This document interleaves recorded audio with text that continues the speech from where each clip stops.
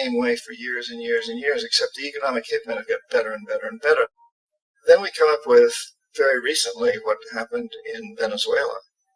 In 1998, Hugo Chavez gets elected president, following a long line of presidents who had been very corrupt and basically destroyed the economy of the country. And Chavez was elected amidst all that.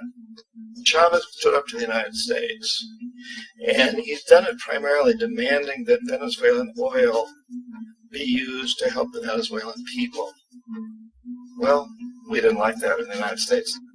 So in 2002, a coup was staged, which is no question in my mind, most other people's minds, that the CIA was behind that coup.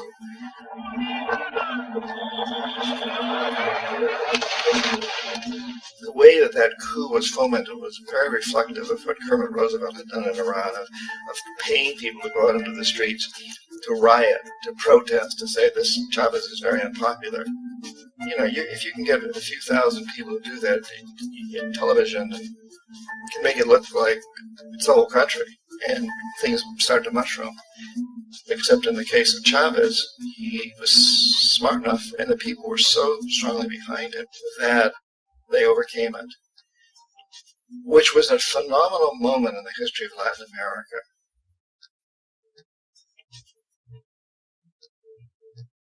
Iraq actually is a perfect example of the way the whole system works. So we economic hitmen are the first line of defense. We go in and we try to corrupt governments and get them to accept these huge loans, which we then use as leverage to basically own them. If we fail, as I failed in Panama with Omar Torrijos and in Ecuador with Jaime Roldos, men who refuse to be corrupted, then the second line of defense is we send in the jackals. And the jackals either overthrow governments or they assassinate. And once that happens, when a new government comes in, boy, it's going to toe the line because the new president knows what will happen if he doesn't. In the case of Iraq, both of those things failed. Economic hitmen were not able to get through to Saddam Hussein. We tried very hard. We tried to get him to accept a deal very similar to what the House of Saud had accepted in Saudi Arabia, but he wouldn't accept it. And so the jackals went in to take him out. They couldn't do it. His security was very good. After all, he had one time worked for the CIA. He'd been hired to assassinate a former president of Iraq and failed, but he knew the system. So in 91, we send in the troops and we take out the Iraqi military. So we assume at that point that Saddam Hussein is going to come around.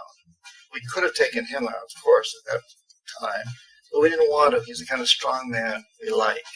He controls his people. We thought he could control the Kurds and keep the Iranians in their border and keep pumping oil for us. And then once we took out his military, now he's going to come around. So the economic hitmen go back in the 90s without success. If they'd had success, he'd still be running the country. We'd be selling him all the fighter jets he wants and everything else he wants. But they couldn't. They didn't have success. The jackals couldn't take him out again. So we sent the military in once again, and this time we did the complete job. And took him out, and in the process created for ourselves some very, very lucrative construction deals. We had to reconstruct a country that we'd essentially destroyed, which is a pretty good deal if you own construction companies, big ones. So, Iraq shows the three stages. The economic hitmen failed there. The jackals failed there. And as a final measure, the military goes in. And in that way, we've really created an empire.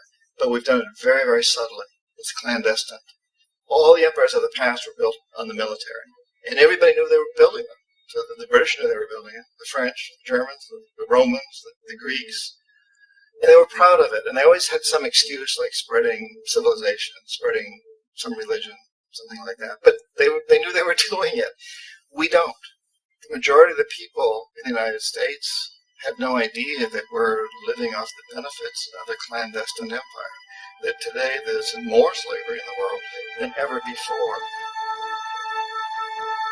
And then you have to ask yourself, well, if it's an empire, then who's the emperor? Obviously, our presidents in the United States are not emperors. An emperor is someone who's not elected, doesn't serve a limited term, and doesn't report to anyone, essentially. So you can't classify a president that way. But we do have what I consider to be the equivalent of the emperor, and it's what I call the corporatocracy. The corporatocracy is this group of individuals, who run our biggest corporations, and they really act as the emperor of this empire. They control our media, either through direct ownership or advertising. They control most of our politicians because they finance their campaigns, either through the corporations or through personal contributions that come out of the corporations. They're not elected. They don't serve a limited term. They don't report to anybody.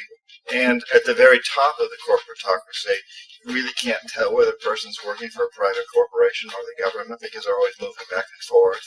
So, you've got a guy who one moment is the president of a big construction company like Halliburton, and the next moment he's vice president of the United States, or the president who was in the oil business. And this is true whether you've got Democrats or Republicans in the office. You have to moving back and forth through the revolving door. And in a way, our government is invisible a lot of the time, and its policies are carried out by our corporations on one level or another. And then again, the policies of the government are basically forged by the corporatocracy and then presented to the government. They become government policy. So it's an incredibly cozy relationship. This isn't a conspiracy theory type of thing. These people don't have to get together and plot to do things. They all basically work under one primary assumption, and that is that they must maximize profits regardless of the social and environmental costs.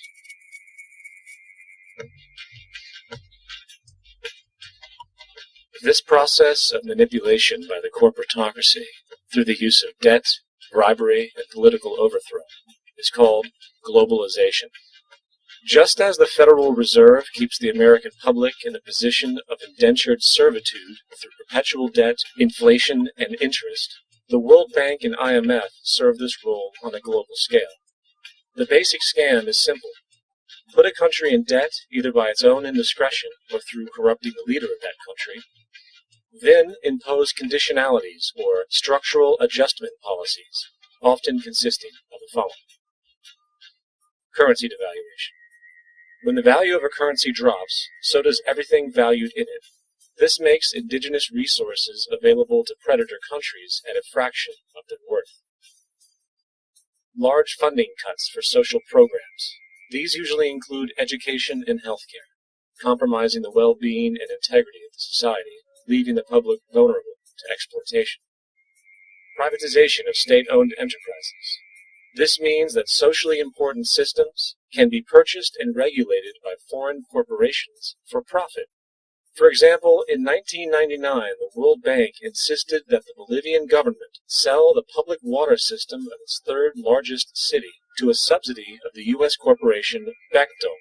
As soon as this occurred, water bills for the already impoverished local residents skyrocketed. It wasn't until after a full-blown revolt by the people that the Bechtel contract was nullified. Then there is trade liberalization, or the opening up of the economy through removing any restrictions on foreign trade.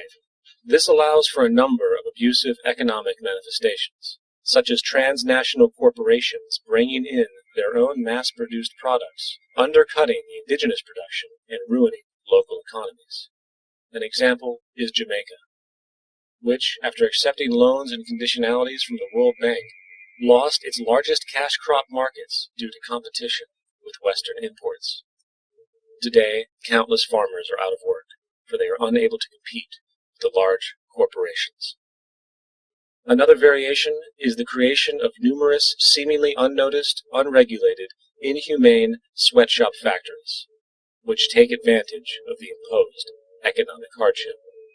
Additionally, due to production deregulation, environmental destruction is perpetual, as a country's resources are often exploited by the indifferent corporations while outputting large amounts of deliberate pollution.